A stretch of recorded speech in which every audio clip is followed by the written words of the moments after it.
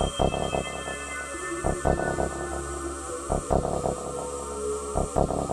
goalies, this is Mike from Total Goalie. I'm here with Tommy from the Goalie Crease Network. Tommy's been kind enough to help us test out these new pads. You may think they're old pads, but these are actually the Bryant's Sub-Zero 6.0 pads. Built overseas, 90% of the materials you'll find in the Pro are in the 6.0 set, and I think as Tommy will tell you in the rest of the video, these things perform just as well. So we're going to let Tommy kind of take over here, and he'll tell you about his month-long testing session and what he likes about the pads, and then we'll take them out in the ice. You can see how Tommy performs in them, and we'll go from there. All right, so let's start with the leg pads, Tommy. So obviously, like the Sub-Zeros, you've got a really soft flex down here at the boot. You've got a softer flex here, obviously pretty stiff up here. Do you like that? Yeah, I do. You know, if you've seen my videos, you normally see that I am wearing a single brake pad. I like a lot of stiffness up here, so I really enjoyed that stiffness up here while getting a little bit of flexion down here and a lot of flex down here in the boot. So you've obviously worn a lot of pro pads too, and these are like a senior pro, but in my opinion and from what we hear from our customers, these actually perform a lot better. You feel the same? Absolutely, and that was a very pleasant surprise. You know, when you hear senior style pads, you're thinking that it's probably relatively heavy, the materials might not be the same, and you're just not going to get that same sort of feel. And that's actually the exact opposite of what I felt with these pads. These felt like a pro style pad, and that was extremely surprising and absolutely awesome. All right, so let's start talking about the Smart Strap system. Obviously, it comes standard on the Pro model for the Sub-Zero Pro 2, and it also comes standard on the 6.0. You were telling me earlier that you've never even tried a Bryant's pad, you've certainly never tried a Smart Strap, so what do you think about it? Exactly right. And so, of course, if you're used to traditional straps, of course you're used to 3 to 5 different straps. You're going to have to remember, okay, what length were they? If you're taking them off in between periods, they might be different lengths each time. You're never going to have to remember that again with this Smart Strap system. You're only thinking about a knee strap here, you're thinking about the Smart Strap down here, and of course your boot strap and your toe tie. But this Smart Strap is absolutely innovative, and I really like it, especially because it's not just that one connection point, but at the same time, there are these different adjustability parts where you can adjust them to connect them up here or down here. So really you have a myriad of different ways that you can adjust it, and you're not just keeping to this one section like a traditional strap. So I know that's one of the things I fooled around with when I first tried it, is I like mine tight anyway, so it was really easy to get these tight. How do you usually wear your calf lock? Do you wear it tight, you wear it loose, and were you able to accommodate your needs with that strap? Sure, and that's something that has really changed throughout my goaltending. So when I was younger, I used to use it very loose, and now I wear it much tighter.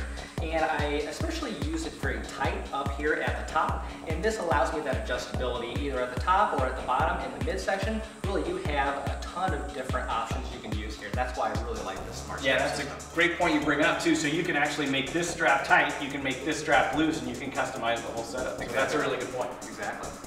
All right, so we'll move up the pad a little bit and we'll talk about the knee lock. So why don't you tell us your first impressions of the knee lock? I know you wear huge, massive knee guards. So were you able to accommodate those knee guards in this setup? Of course, and that's always a big concern, especially when you're wearing knee guards, because you want something protective, and it really depends on whether you want something bulky or thinner. I prefer a very bulky and extremely protective knee pad. So I was a little worried when I first saw this, but there's great adjustability here as well. So just to talk about a few different portions of this knee lock. First of all, this actually is wider than it originally looks. And this actually opens up a little bit more too. So you can actually adjust it so that you can put the Velcro here for a much tighter knee lock, or you can actually place it down here on the calf for more of a carry price strapping, which is what I use to accommodate my bulkier knee pads. Now, at the same time, there's this very nice mesh material right here, and also this nylon. So this nylon really allows you to get that really nice rotation while still getting the comfort of this mesh material. Yeah, and another great thing about it too is you can actually adjust the length of that strap. So I noticed you kind of put it a little higher up, maybe because of your knee guard situation. But if you want it really tight, you could actually take this and move it in here, and you can get a really snug fit there too. That's exactly right. All right, so we flip the pad over. Want to give you a good shot of the boot here. You'll see it's kind of nice and flat. You've got a nice weave material here in the bottom, so your foot actually can travel here. It doesn't really get hung up on the boot. So first impressions, what do you think? First impressions, it's absolutely awesome. Now I prefer a pad that sits very high on my boot, and you guys have probably noticed that. I wear very large pads typically, so I need something that is very flat right here and that allows for a lot of rotation.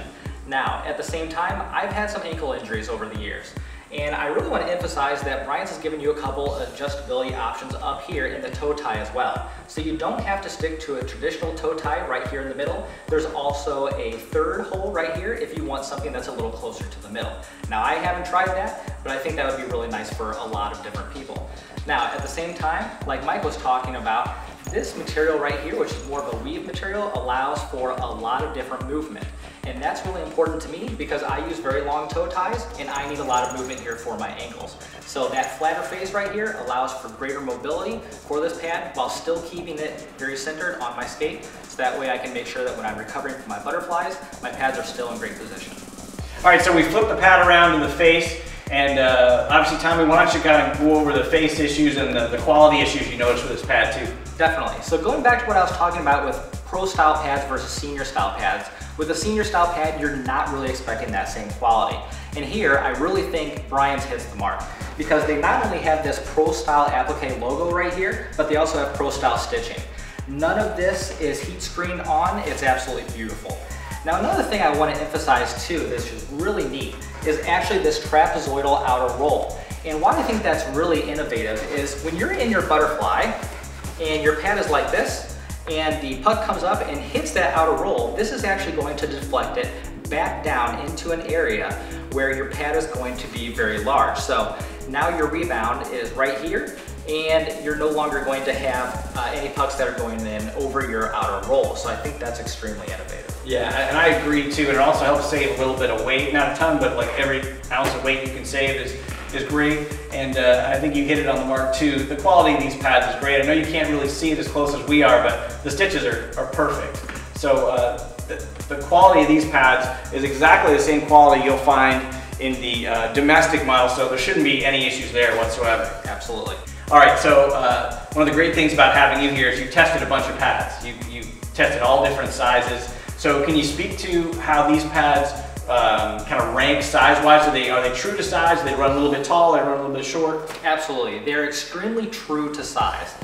In my experience, pads, of course, when you're buying new pads, you're always going to have some sort of sizing issues, but I had 0 issues with these because they do run very true to other manufacturers.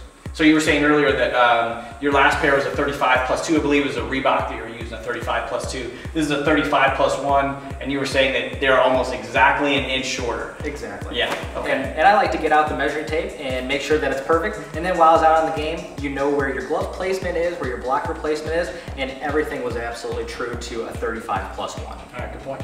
All right.